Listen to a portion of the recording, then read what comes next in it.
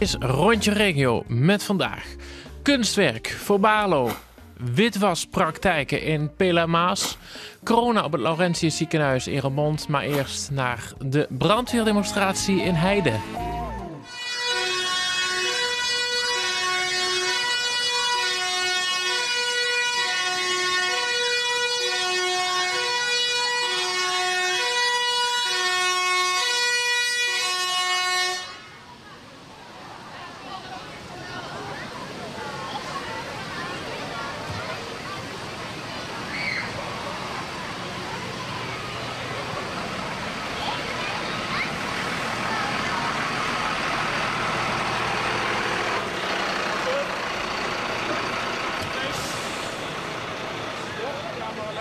We staan in Heide op het dorpsplein en we staan bij de school. En ja, de school is ook weer open, Nick Gielis. En ik kan eigenlijk wel zeggen van het vuurtje brandt weer. Maar jullie zien het eigenlijk Udenblussen. Hoe zit dat precies? Ja, ze vroegen hier vanuit het dorp een keer of ik woon dan in de Heide, om een keer langs te komen met de brandweer om eens wat te laten zien. En dan, dit is ervan gekomen. We zijn hier met 2 voertuigen, met een aantal vrijwilligers die ons wel willen helpen ermee. En daar is dit van gekomen. De jeugd had een gezellige middag, lekker spullen met water en de bomen die kregen veel water, want jullie ziet goed de tank leeg trekken. Ja, inderdaad. Dat is natuurlijk het mooiste, dat de jongens zelf met sproeistralen popjes om kunnen blazen met water. Dat is natuurlijk fantastisch. Ze hebben hier een parcoursje. Het is lekker druk aan kinderen en ouderen, dus dat is alleen maar positief. Ja, er staan er eigenlijk een aantal brandweerwagens. Kun je daar een klein verschil aan geven of zien ze allebei identiek? Ja, deze 2 die er nou toevallig staan, die zijn eigenlijk identiek. Eentje is iets nieuwer dan de andere. Het zijn allebei de tankauto's-spuiten. Die staat nog in dienst, dus als er meteen een melding zou komen, dan kunnen we ook meteen weg met 1 voertuig. En dan blijft het andere voertuig hier. Ja, dan is het eigenlijk alles afgelopen natuurlijk. Dan is het feestje iets minder, dus laten we hopen dat dat na 4 uur is. Of eigenlijk juist geen melding, want dat is beter voor iedereen natuurlijk. Ja, en achterover staat een auto. Wat ga je er allemaal doen? Ja, die auto, daar gaat zo meteen een slachtoffer in. En dan gaan wij het slachtoffer bevrijden, waarschijnlijk het dak eraf halen. En mooi spektakel voor de ouderen ook onder ons en voor de kindjes natuurlijk ook. Ze plakken nu het glas af, zodat dadelijk het glas niet overal naartoe valt, maar dan blijft het mooi in de folie hangen.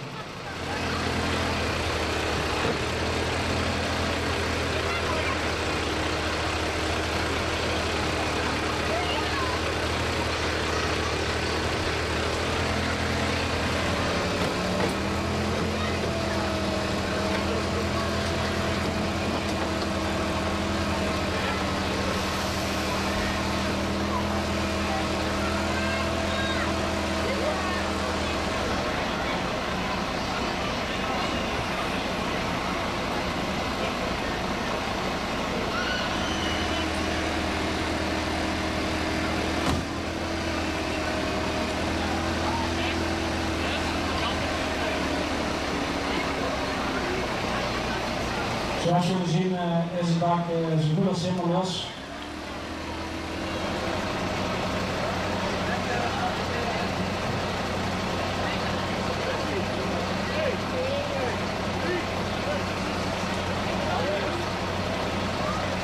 Het slachtoffer ligt nu op de plank en zal meteen overgedragen worden aan u, aan de ambulance. Als laatste vraag, daar zien ze een vuurgeweer aan maken. Wat gaat daar dadelijk gebeuren? Ja, daar staat een frietpan in het midden van het veld. Die gaan we dadelijk laten zien dat je een frietpan in ieder geval niet met water moet blussen in huis. Want dat is niet heel verstandig. Dus daar komen dadelijk, als het goed is, een mooie steekvlam van een paar meter hoog. En dan hebben de mensen ook gezien dat ze nooit geen water op een frietpan moeten gooien. Dus als we nou de deksel eraf halen, dan gaan we ook weer zien wat hij wel aangeeft. Dus deksel erop, en lekker gewoon 24 uur laten staan. Niet met gaan lopen, niet verplaatsen. En een klein aandachtspuntje is nog de afzuiging. Maar hoe moeten we hem niet blussen? Met water. Met water. Waarom? Kijk je dan. Gaan we de camera gereed dadelijk? De brandweerman heeft ongeveer een half cupje water boven in de pan gedaan. En hij gaat nou demonstreren wat er gebeurt als we een klein beetje water erop gooien.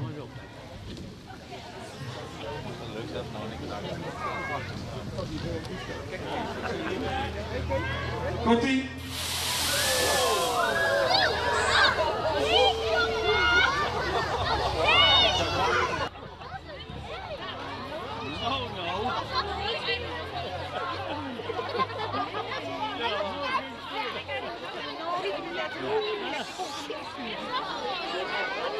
Ja. Dus dankzij Niek weet hij nou wat er eigenlijk allemaal speelt bij de brandweer. Ja, dat kun je zo zeggen, maar wij doen het al lang graag om even te laten zien hoe het een beetje in zijn werk gaat met de vrijwillige brandweer in Venray. Willen jullie nog een keer?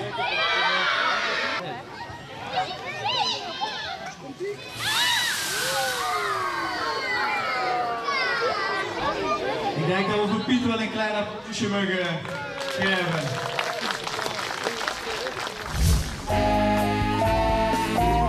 Met 4 aanhoudingen na invallen in Pelamaas krijgt het dossier van John B. een nieuw hoofdstuk.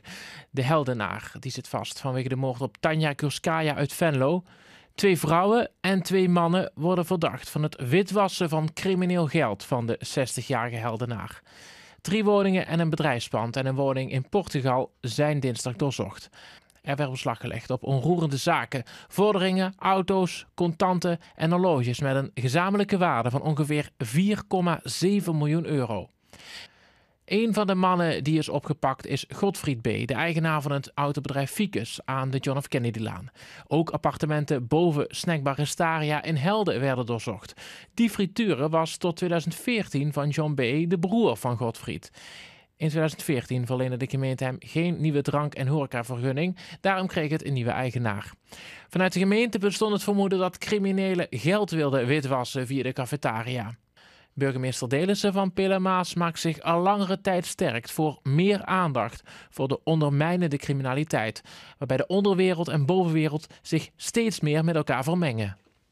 Nou ja, wat ik zie, en dat zie je natuurlijk ook in Nederland, staan wij internationaal eigenlijk op nummer 1. En dat vind ik dan redelijk negatief, omdat wij met name toch het grootste doorvoerland zijn en wellicht ook productieland van synthetische drugs, ecstasy, hennep en dat soort zaken, maar ook mensenhandel. Dat je ook ziet, criminelen die houden zich niet bezig met grenzen. Dus je ziet dat wij allemaal nog binnen die grenzen denken, want het is in mijn gebied of het is in mijn provincie. Maar vaak zit hier internationaal georganiseerde misdaad achter. Dus dat betekent dat je ook internationaal de gegevensuitwisseling voor elkaar zou moeten krijgen. En ja, we zijn er natuurlijk al landelijk mee bezig, want ook daar lopen we tegen allerhande barrières aan. Dat is ook de reden waarom 2,5 jaar geleden met de Rabobank bijvoorbeeld een pilot gestart zijn. Om te kijken hoe kunnen we komen tot een goede gegevensuitwisseling. Dan loop je al tegen de wet op de privacy aan en wat mag je wel en wat mag je niet. Dus dat zijn internationaal grote uitdagingen. Maar als we echt stappen willen zetten en we willen wat meer vat krijgen op die georganiseerde misdaad, dan moet je internationaal gegevens uit kunnen wisselen. Godfried wordt dus verdacht van het witwassen van crimineel geld van zijn broer. Justitie vermoedt dat John zijn geld verdiende met internationale drugshandel. Zelf zit B. al jaren vast voor de Venlose vergismoord op Tanja Gurskaya. Hij zou opdrachtgever zijn geweest om zijn voormalige zakenpartner Wilmo in 2012 te laten liquideren. Maar een huurmoordenaar schoot zijn vrouw dood. B. werd in 2019 tot 24 jaar gevangenisstraf veroordeeld. Tegen die straf is hij in hoger beroep gegaan. Burgemeester Delissen kan niet inhoudelijk op de zaak ingaan, maar maakt zich wel sterk dat er meer regionaal en ook internationaal samengewerkt wordt. Nou ja, ik denk dat de stappen die afgelopen jaren we hebben kunnen zetten als overheden, dat daar voldoende handvatten zitten om een aantal dingen bij de kop te pakken. Maar ik zou het zo belangrijk vinden, en ik ga ook kijken hoe we dat met elkaar voor elkaar kunnen krijgen, dat wat we weten, ook als gemeente onderling, want op het moment dat iemand hier bijvoorbeeld aan de bel trekt of in de buurgemeente en we weten dat niet van elkaar, moeten wij het werk doen, moet de buurgemeente het werk doen om onderzoek te doen. Van hoe mooi zou het zijn als we die gegevens op elkaar kunnen leggen en zeggen van daar weten we wat van. Die gegevens geven we door aan jullie, zodat je ook weet, geef geen vergunning of doe een extra toets. Dus met name die informatieuitwisseling, of dat nou lokaal is of regionaal of Europees, ja, dat is eigenlijk een van de belangrijkste zaken waar ik me sterk voor zou willen maken. En ik ben inmiddels, mag ik me ook portefeuillehouder noemen in Limburg, van de 31 gemeenten, om met name witwassen en het investeren van crimineel geld, om daar te kijken hoe we daar mogelijkheden zien om die awareness te bevorderen. En dat kan door middel van voorlichtingsbijeenkomsten voor notarissen, voor makelaars, voor het bankwezen en dat soort zaken. Dus nou, ik denk dat we volop werk aan de winkel hebben, maar dat we wel mooie stappen gezet hebben als ik dat vergelijk met bij wijze van spreken 10 jaar geleden. De 4 verdachten worden vastgehouden in Utrecht omdat het ook om een landelijk politieonderzoek gaat.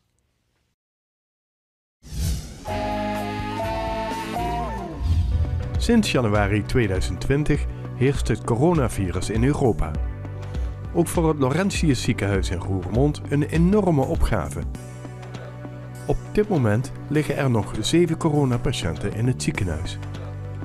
Sinds september 2020 zijn er 387 patiënten weer voldoende hersteld en teruggekeerd naar hun eigen woonomgeving. Inmiddels zijn de coronamaatregelen in het ziekenhuis versoepeld. Nu we de goede kant op gaan en er weer wat lucht komt, kunnen we voorzichtig terugkijken. Het is een enorme, heftige periode geweest voor iedereen. Het is een hele heftige periode geweest, dat ben ik helemaal met u eens. Zowel voor de patiënten, maar ook voor onze collega's. Ik denk we hebben als ziekenhuis ongelooflijk veel geleerd. Ik ben ook ongelooflijk trots op ons ziekenhuis, wat we gedaan hebben de afgelopen 1,5, 2 jaar. Maar ik ben ook trots op hoe we in de regio het allemaal opgelost hebben.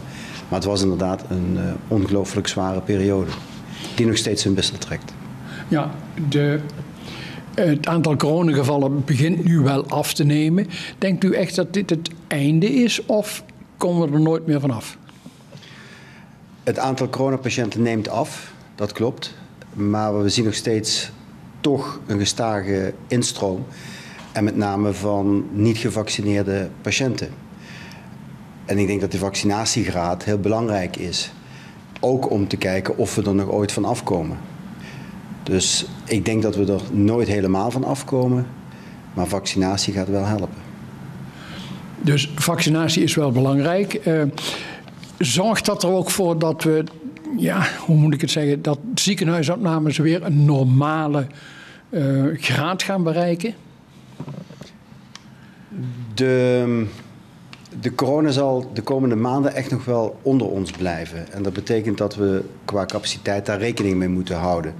Op dit moment draaien we eigenlijk ook als ziekenhuis weer op normale kracht. We doen al onze operaties weer, alle operatiekamers zijn open. Dus we zijn wel weer terug naar een normale bedrijfsvoering. We hebben op dit moment nog steeds gemiddeld 2 IC-patiënten met corona. En dat kunnen we goed aan. Dus wat dat betreft hebben we normale capaciteit. Dus u hoeft niks meer te weigeren? Op dit moment hoeven we niks meer te weigeren, nee. Dat is mooi.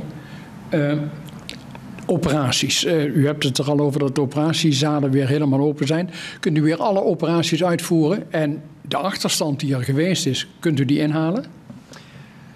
Het zijn eigenlijk 2 vragen. Eigenlijk wel. Ja, ik zal met de eerste beginnen. Op dit moment doen we ons normale reguliere programma. En ook net iets meer. Dus we proberen echt die inhaalzorg te doen. En we zien dan ook dat de inhaalzorg, die zich eigenlijk normaal vertaalt in wachtlijsten, dat die wachtlijsten niet meer toenemen, maar dat die af het nemen zijn. Dus we zijn aan inhaalzorg begonnen. Eigenlijk hebben alle ziekenhuizen een pandemieplan klaar liggen. Dus dat pandemieplan, dat kunnen we gewoon van de plank trekken.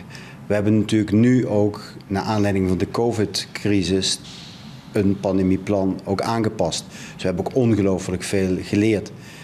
En COVID heeft ons gewoon overvallen qua snelheid, qua massa, eigenlijk iedereen. Dus onze toenmalige pandemieplannen waren onvoldoende. En ik denk dat we met de aanscherping daarvan en met alles wat we geleerd hebben de afgelopen 1,5 jaar, er nu wel klaar voor zouden zijn. Maar ik gun het ons echt niet. Nee, Dat zullen we inderdaad maar hopen, want zoiets is nooit leuk. Voor de mensen die het treft niet, maar voor ziekenhuizen ook niet. Want je komt onder enorme druk te staan. Ja, we komen onder enorme druk te staan, met name de collega's op de werkvloer. Ik wil nogmaals benadrukken dat die het ongelooflijk voor hun kiezen gekregen hebben de afgelopen 2 jaar. En dat we blij mogen zijn dat we alle vakanties hebben dat ze allemaal een vakantie hebben kunnen nemen. En ik hoop bij God dat iedereen ook voldoende uitgerust is. De pandemiecrisis was nog volop aan de gang toen plotseling ziekenhuizen, 1 ziekenhuis en echt wel in de buurt, geëvacueerd moest worden vanwege hoogwater nota bene. Hebt u daarmee te maken gehad en hoe hebt u dat opgelost? Ja, we hebben er zeker mee te maken gehad. We hebben toen, het is natuurlijk ook een situatie die we in Nederland niet kenden. Een ziekenhuis binnen 24 uur volledig geëvacueerd. Nou, dat hebben de collega's in Vicurie ongelooflijk goed opgepakt. En het hele Vicurie heeft dat goed opgepakt. Maar wij hebben dat ook goed opgepakt. Want we hebben een heleboel patiënten uit de regio Venlo toentertijd opgenomen. We hebben onze SEH-capaciteit toenmalig verdubbeld.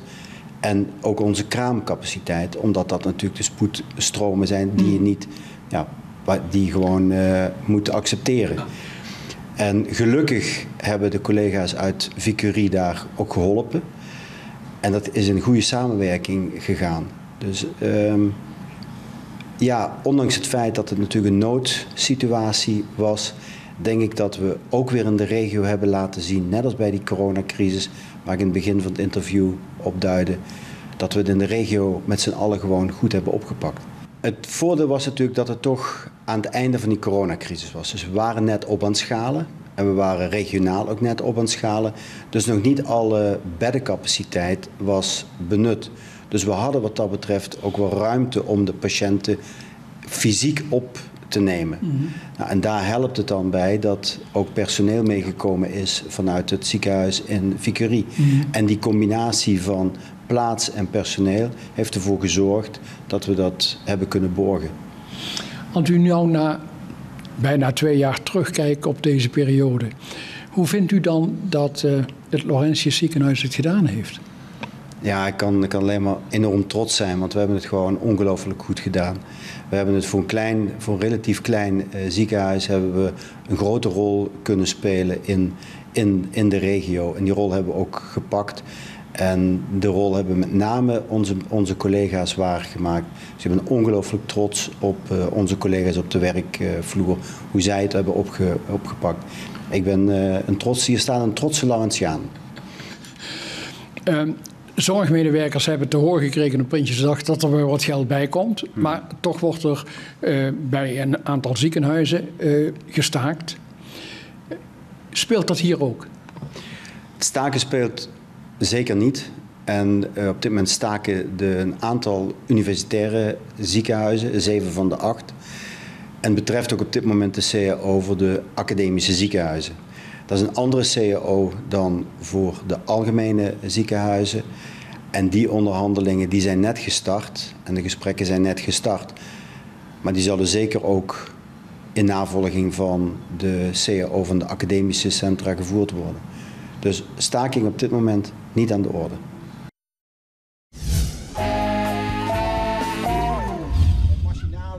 Baarlo krijgt een nieuw kunstwerk. De historie en de cultuur van Baarlo moet op dit werk van Hans Reinders zichtbaar worden.